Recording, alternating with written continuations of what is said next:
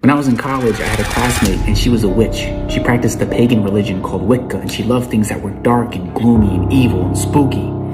I was a polytheistic pagan. Well, really, I was a witch.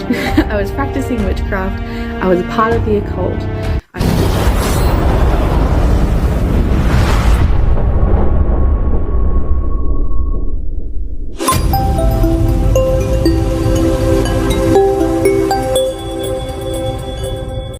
Dari merapal mantra dalam kegelapan, kemudian menemukan cahaya dalam Al-Quran.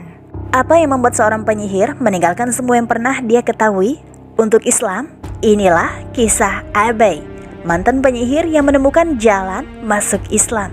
Masya Allah, Allahu Akbar. Simaklah video ini sampai selesai. Ini memang nyata terjadi. I was a polytheistic pagan. Well, really, I was a witch. I was practicing witchcraft. I was a part of the occult. I had thousands of dollars worth of occult items that any occultist would dream to have.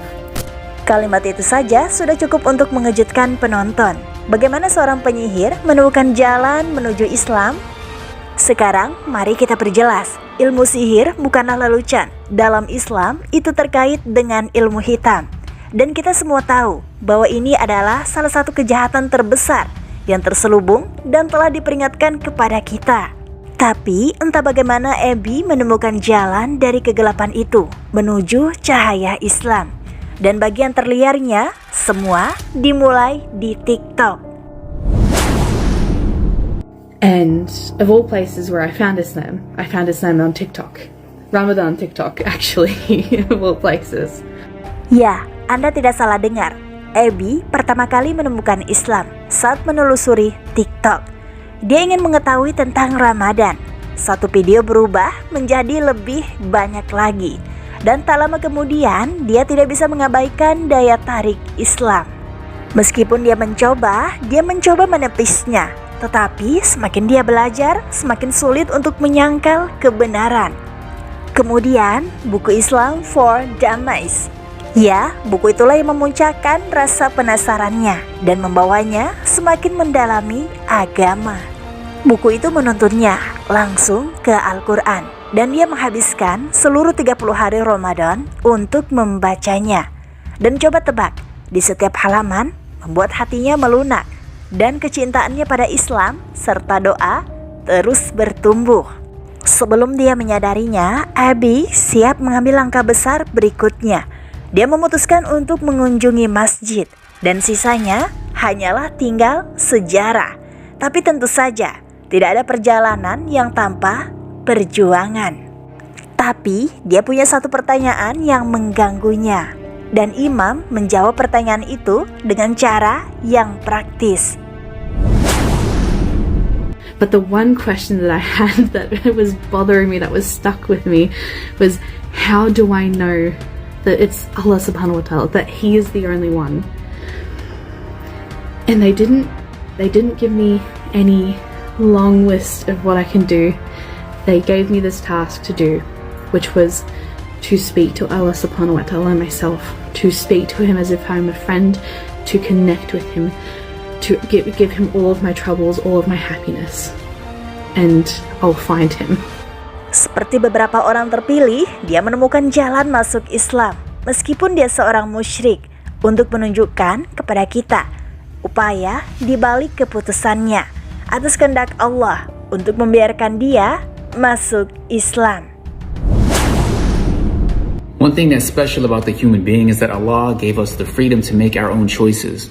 Allah tells us, and say, the truth is from your Lord, so whoever wills, let him believe, and whoever wills, let him disbelieve.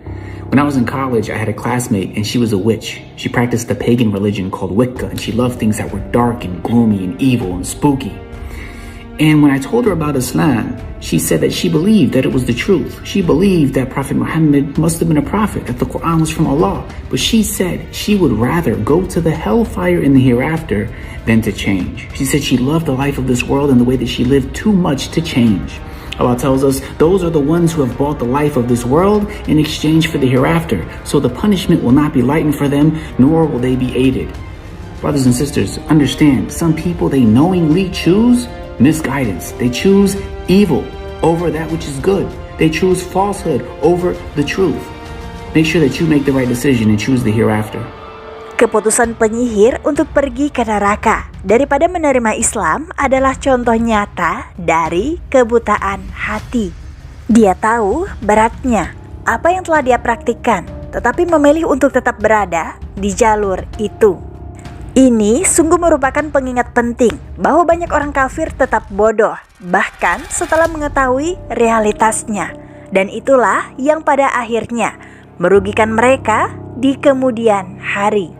Tapi bagaimana jika seseorang ingin berubah? Bagaimana jika mereka pernah terlibat dalam hal-hal syirik seperti ilmu sihir, tetapi mereka ingin meninggalkannya? Assalamualaikum warahmatullahi wabarakatuh. Absolutely. Of course, the doors of Allah subhanahu wa ta'ala's forgiveness are never closed. Inna Allah yaghfiru dhunuba jami'a. Allah forgives all sins. Matter of fact, Allah is looking for those moments where you admit that you have wronged Him, then you turn to Him, you repent to Him, acknowledging that there is a higher being. قُلْ يَا عِبَادِيَ الَّذِينَ أَسْرَفُوا عَلَىٰ أَنفُسِهِمْ. O my slaves of Allah subhanahu wa ta'ala says, O my slaves who have wronged themselves, in other words, have committed many sins, لا تقنطوا من رحمة الله. Never lose hope in the rahmah and the mercy of Allah. إن الله يغفر الذنوب جميعا. Allah forgives all sins. So never doubt the fact that the doors of forgiveness are always open. Saudara kita dalam video tersebut merangkumnya dengan indah, mengungkapkan betapa pintu ampunan Allah selalu terbuka bagi mereka yang ikhlas bertaubat atas dosa-dosanya dan menyadari kesalahannya. Beliau menekankan betapa tidak ada kata terlambat bagi setiap manusia untuk memulai kembali hidupnya di jalan Allah. Dalam video kali ini, khusus saya tekankan kepada kalian semuanya, Allah Subhanahu wa Ta'ala itu maha luas ampunannya daripada siksanya. Jadi bertaubatlah dan mohon ampunan kepadanya, karena Allah Subhanahu wa Ta'ala Maha Pengampun lagi Maha Penyayang dan Maha segalanya. Tidak ada yang setara dengannya dan tidak ada sekutu baginya. Maha suci Allah dari apa-apa yang kalian persekutukannya. Menjadi seorang mu'alaf bukanlah keputusan yang mudah. Bagi banyak orang, perjalanan ini adalah pencarian jati diri yang mendalam, penuh tantangan dan mengubah hidup. Tetapi melalui kesulitan dan ketidakpastian, mereka menemukan kekuatan dan keberanian untuk memeluk Islam. Setiap mu'alaf memiliki kisah yang unik. Mereka datang dari berbagai latar belakang budaya dan keyakinan sebelumnya. Namun, mereka semua berbagi semangat dan keinginan yang sama untuk menemukan kedamaian dan kebenaran. Melalui penutup video ini, saya ingin mengajak Anda untuk berempati dan menghormati perjalanan hidup seorang mu'alaf. Mari kita membuka pikiran dan hati kita untuk memahami pengorbanan dan pengalaman mereka dalam menemukan iman baru bagi mereka. Terima kasih atas waktu dan perhatian Anda. Semoga video ini membantu kita semua memperluas wawasan dan saling menghormati perbedaan kita. Sampai jumpa di video berikutnya. Like postingan ini jika bermanfaat. Kalau setuju, tulis di komen ya. Dan jangan lupa subscribe-nya serta share ke teman kamu biar pada tahu. Wallahu a'lam bishawab. Wassalamualaikum warahmatullahi wabarakatuh.